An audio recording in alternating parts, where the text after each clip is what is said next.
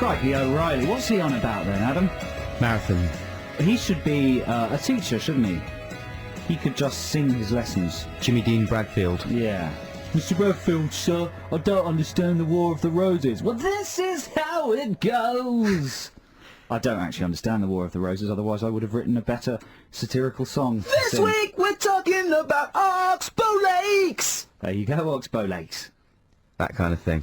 Listen, we've got to play more adverts because we didn't play enough adverts in the first hour and we must hit our advertising targets. Well, that's what our producer said. Yeah. The real reason is we love adverts. Yeah, we can't get enough, especially radio adverts. We feel they really enhance the show. Yeah. So here's some more. Let's check it out. We'll be back after these. It's the Libertines with Can't Stand Me Now. This is Adam and Joe on XFM, London's 104.9. Ooga booga. London. Unless you're listening in Glasgow. Or anywhere else in the world via the internet or digital radio. Thanks for listening. We're with you for another sort of 50 minutes. And it's going to be undetunable. Is that the radio equivalent of unputdownable? Unswitch-offable. Unswitch-offable. Unretunable radio. Yeah. And I'll say one more thing about Band-Aid. Go on then. We've been slagging off Band-Aid, not the cause, but the single and the video. Just it's mainly the crying at the crying. No, yeah. I'm gonna make a stand, and I do think the single is terrible, and the video is unwatchably uncomfortable. Cause, of course, is fantastic, but we're encouraging people just to give £3 to charity. The band, the Cause. Yeah. I'm confused now. But the thing that annoys me most is off air and out of the media. If you're like I've been just talking to Justin Lee Collins, and everybody is being very forthright about their opinions, but it's one rule for off air and another rule on air. You know.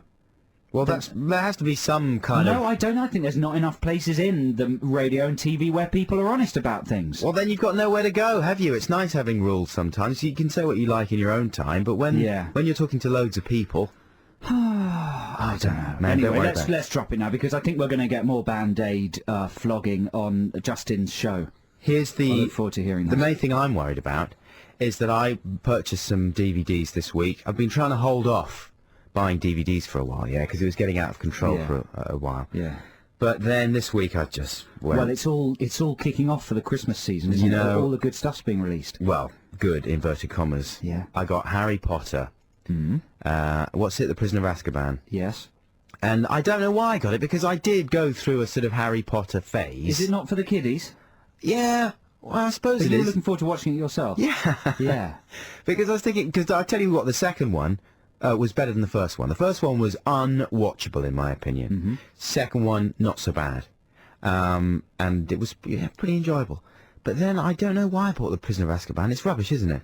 We've discussed it on this show before. Have we? I mean, I wouldn't say... It's a bit dismissive to say it's rubbish. Right. It looks very nice, and it's a little more atmospheric than the others, but the story's a stinker. Is it? Yeah. That was the best book, though. Because I read the books, but then the last one that came out, the really massive one, made me just think, what the hell have I been doing? It's for little kids. I know, but even for, stuff for children is pretty good. The problem with the films is they're too reverential towards the books. What needs to be happened is the books need to be eviscerated, concentrated and sort of rewritten, but they don't. They just try and cram everything in the films, and as a result they make no sense and go on forever, and then are resolved by a girl with a time travel necklace. Oh, that sounds good, you see, the way you've described it now.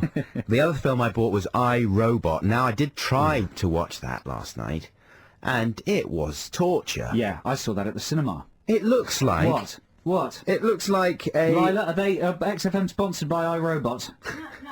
Have we got some sort of a tie-in? Do you love Will Smith? No, I don't. What's your worries about slagging off iRobot? That we might be getting some... Oh, we might be giving away iRobot. Hey, I'll tell you what, we can give away my copy of iRobot right now. Shall I tell you what, I saw it with a friend, my friend loved it. Really? I wasn't so excited. But is your friend Will Smith? No, there's no doubt about that it's got lots of digital effects. And most people are just happy with that these days. No, come on. Well, no, I'm not one of them. I don't believe that's true for a second. It looks like animation tests. It looks like a load of sort of animation tests intercut with a bit of sort of soft-core gay porn, with basically long, lingering shots of Will Smith's extraordinary body. In the shower. That's only at the beginning. Oh, no, it pops up a bit later as well. Yeah. It's something for the ladies, I suppose, but, oh, dear me, it's just inexhaustible. And it goes on and on and on, and it's dreadful, and the robots are rubbish, and you just think, who cares? And it's got this, the girl in it, his sort of love interest, I imagine she turns out to be a robot, is that right? Well, you shouldn't give it away. People get upset when we give stuff away. But I'm not sure I'm going to make it to the end of the film. At the moment I'm watching it, and the love interest is this woman who's all icy cold, and she works for the robot company. And I'm guessing that she turns out to be some kind of boring cyborg. Shall I tell you the worst thing I thought in it? What? Was, he's got the kid from Holes, and he's in some children's TV... Sheba Beowulf, he's in some children's TV series. He's good, that guy. Yeah, he's quite a good sort of teenage actor. Yeah. And he's in it. He says one line to Will Smith at the beginning, and then only because at the end he very nearly gets squashed by a robot. Because there's no other characters in the film. There's basically... That's the problem. It's a thriller with only 3 or 4 characters. So it's not very satisfactory as a whodunit. There's only a couple of people who could have done it. And one of them's... Yeah. And they're all robots. Are they? I don't know. It was just so boring. It was dreadful. It was so disappointing. I was all excited about a blockbuster. I'm keeping Elf for Christmas. That's going to be the big film. Have you not seen that yet? I have seen it, but I bought it on DVD, and that's going to be like, we have a film each Christmas day when my family come round. And I'm going for Elf this year. Isn't it? What? It's a bit common. Why? There's nothing good on telly. No, we're not talking to each other. Set up. Well, we do that as well, but there's always a part when my pa sort of passes out from excessive consumption of Christmas pudding, and then it's really nice to sit there and get a bit sozzled and watch a film. What about the big ITV movie? Because the whole country's watching that. No, they're not. What about EastEnders when Dirty Den hatchets someone's head off or something? Not into it. Not into it. They never pick a movie I want to see on Christmas Day. What about Noel's Christmas presents? Does that happen anymore from the top of the BT Tower? Yeah. Or did that stop in the 80s? That should happen. That used to be good. Noel can't be found anywhere on telly. What about messages from servicemen's relatives? That still happens. Does it? Yeah. It's nothing like that to warm. That's all in the morning. I'm not boycotting any of these. Yeah. I just want a guaranteed smash. Like last year we had Meet the Parents. Brilliant. That was a brilliant film for Christmas Day. And then we had Shawshank Redemption a few years ago. That was a good one. And because it's films that have to cross the boundaries in the family and stuff that my dad won't immediately start ranting about. Saying, this is dreadful. I think he's going to dig Elf. What do you reckon? Yeah, I think so. Elf's very good. This is Adam and Joe on XFM. We'll be back after this. Shall we dedicate that to the inhabitants of Picton Island? Why? People who read the news will understand that. Because it's about sex laws. Okay. This is Adam and Joe on XFM. London's 104.9, here for another 31 minutes. And coming up is Ditties in the Dock, and this week it's themed again, right, Adam? Absolutely. The theme this week is synth pop classics. Brilliant. Oh, brilliant. So it could be synth pop from anywhere, although I imagine, you know, the golden era of synth pop was the early 80s. I imagine we'll be hovering around that area somewhere. And of course, you guys get to vote which song wins Ditties in the Dock. It's best of 5. And this week, if your vote is the deciding vote, you're going to win that set of Saturday Night Live videos. Sandler, Ferrell, Rock and Murphy are all present in that set. And everyone who calls in and gets on the radio is going to win a copy of a book called Big Hair, one of those books that they sell by the till in Borders. I'd say a good thing to do with those books, especially if it's free, is just rip the pages out and glue the pages onto a bit of card, and you got yourself a funny postcard. Wicked. Just a reminder as well about Rock School. So the Rock School is now closed. It's too late. You can't put any more entries in. It's time to vote now. What you have to do is go to xfm.co.uk/breakfast and pick your favourite artist. This is where the under-16s do cover versions. That's right, yeah. It's mainly on Christian's breakfast show, isn't it? And it's very funny. There's some amazing covers in there. You've got until 8 a.m. on Monday to register your vote. The future of rock is in your hands. There's some amazing stuff. You should check it out. Now, school mags, occasionally, I won't shut up about school mags, every now and again. Yeah, I'm just obsessed with school mags at the moment, and I've just been reading a lot of them. I just want to read you a poem. And I was thinking maybe we could broaden this, make it a bit more about poetry rather than school mags. But so you're talking about poetry that you wrote when you were at school and actually got published in your school magazine. The poetry of the very young. Yeah.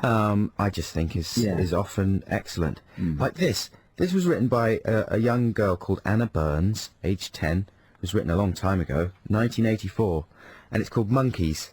Monkeys are furry animals swinging from branch to branch, like a monkey, I suppose. They eat their bananas on high branches, dropping the peel and watching it fall as a monkey would, I suppose. When people watch them in the zoo, they act like monkeys do. Oh no. Okay. She flipped it round. Yeah. Foolish us.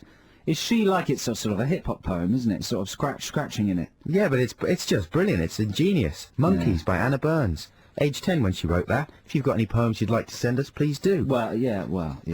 I mean, I don't know about that, actually. I like that poem. Yeah, no, I think we should have some sort of criteria, though, some sort of filter. They need to have been published in a school magazine. All right, yeah, fair enough. Yeah. Speaking of school mags, I was going through an old mag from our school the other day, and I found the article that you mentioned a while ago. St. Slicer's Comprehensive. Yeah, that's right. St. Stabs. And because J.M. Cornish, I'm sorry, you call yourself on this, wrote an article about his trip to Venice. How old were you when you wrote this? 22. No, you weren't. How old were you? I was probably 13, 14. Yeah. And it's called, there's a little illustration by you as well. Yeah. Have you seen that recently? I'm multi-skilled. Take a look at that. Beautiful, isn't it? It's that amazing. Really, in fact, Venice doesn't do my drawing justice. How long did that take you? Oh, probably seconds. Yeah. Isn't that good? Well, the article is called Venice, a Peopled Labyrinth of Walls. Oh, Cornish. And that's a quote, though, isn't it? You didn't make that up. Yeah, no, I didn't make that up. That's a literary quote, Adam Buxton. But I thought, at the risk of, I hope I won't be embarrassing you by reading out some extracts from this extraordinary piece of writing by the young J.M. Cornish. Thank you. And I've set certain sections to appropriate music. Well done, good. Here we go. This is extracts from Venice, a Peopled Labyrinth of Walls by J.M. Cornish. It would be untrue to say that my father was a man who was prone to mistakes. In fact, the opposite could have been said. He had planned our trip to Venice with great detail, and there would be no time to spare. But as we stood beside the check-in at Gatwick and realized that he had brought my brother's passport by mistake, I started to doubt the simplicity of our journey. Oh, it's a devastating That's opening, good, isn't it? That's good. That's absolutely amazing. But then it gets really... you start wheeling out your incredible poetic prose here. Later on in the article, we've got this. As we proceeded, I started to notice various things. There really were striped poles in the water. The houses really did open straight out onto the canals. It was as if we had sailed into the most elaborately beautiful African river village. I felt as if this was a community that floated on an ocean of nothing.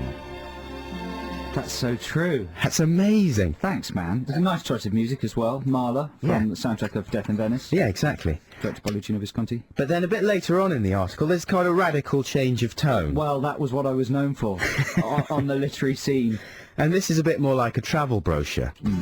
For the traveller who's prepared to wake with the sun and walk non-stop until midnight, Venice can be experienced in 3 ways, although my father insisted we were merely scraping the surface. I trekked from one building to the next painting and watched Italian 24-hour pop videos for the rest of the time. I must admit there's nothing to do but visit churches and galleries, where some of the world's most beautiful works are to be found.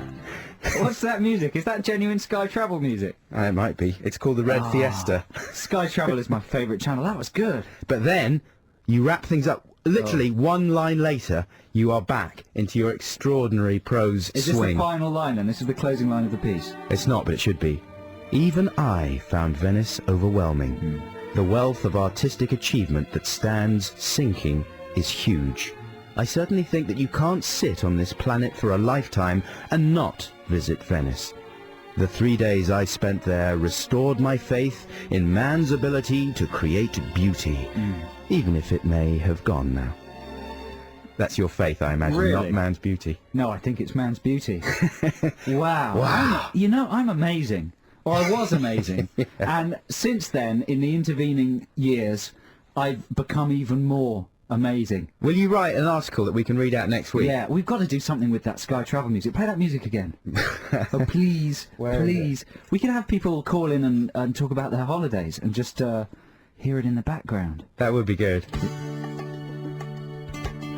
Oh, yeah. It actually makes you feel warmer, doesn't it? It does, yeah. It's like the sound of the Med.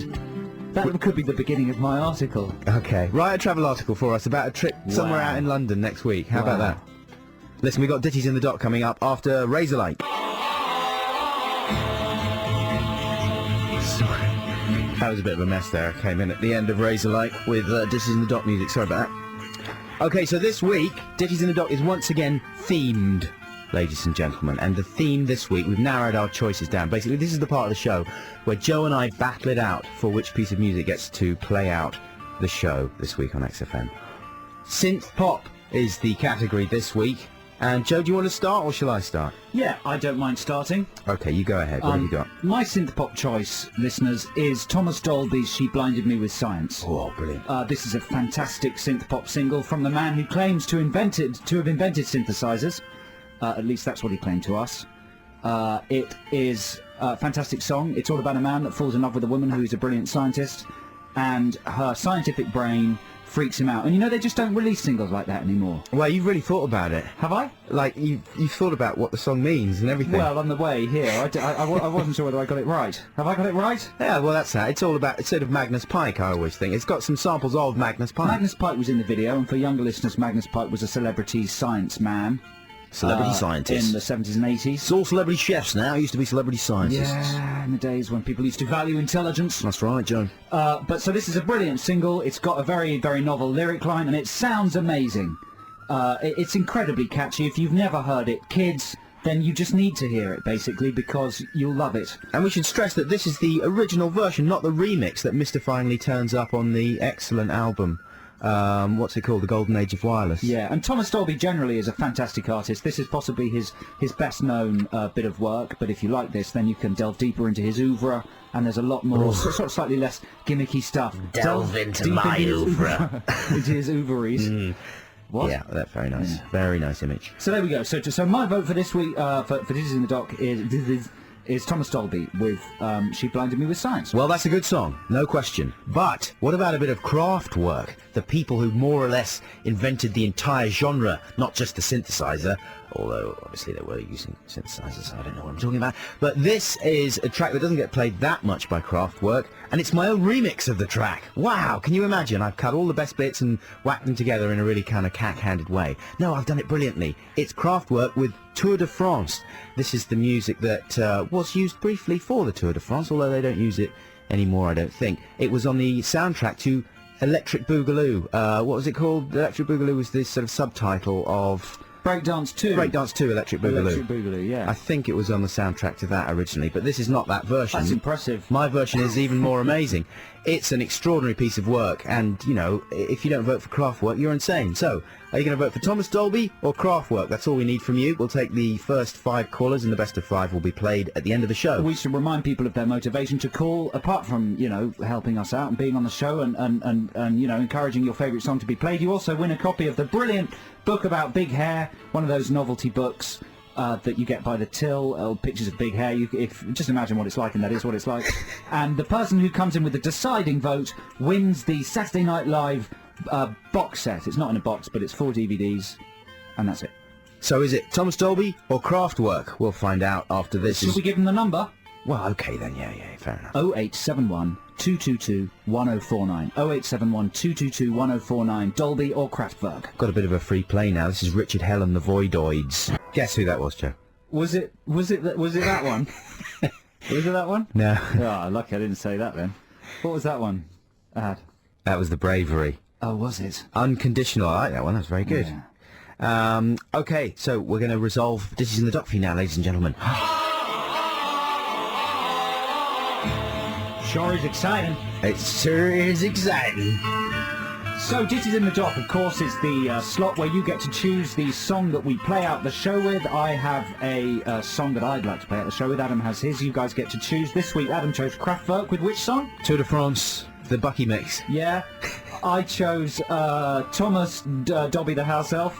Thomas Dolby with She Blinded Me with Science, and that's what we're voting against. We've got 5 callers on the line. Every caller wins a prize. The deciding vote wins the Saturday Night Live box set.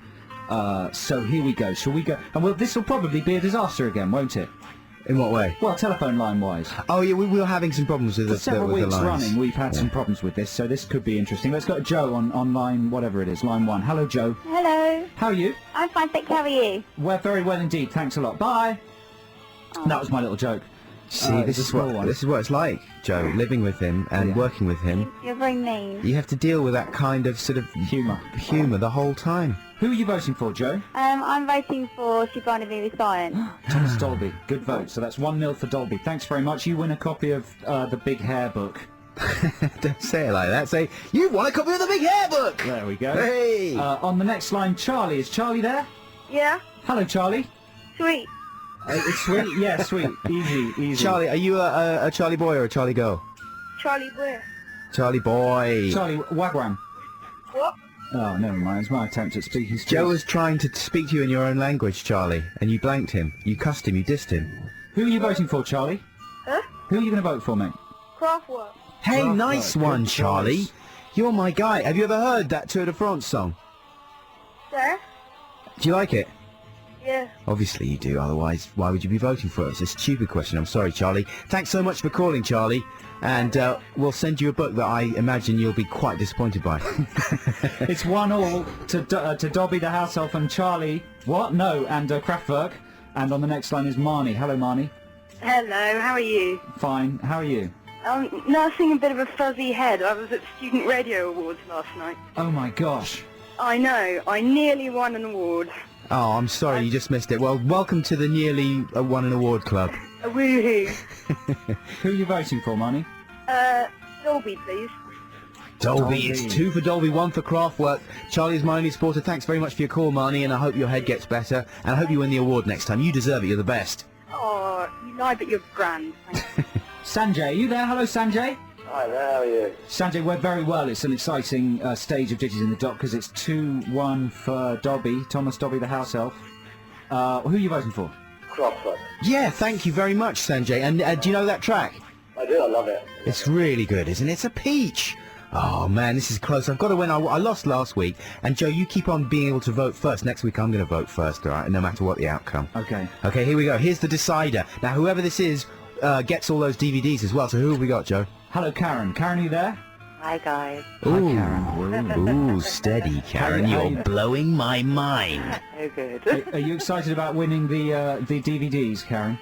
Oh, totally. Yeah, do you know about Saturday Night Live? Oh, absolutely, yeah. Who's going to be your favourite? Are you a Sandler fan?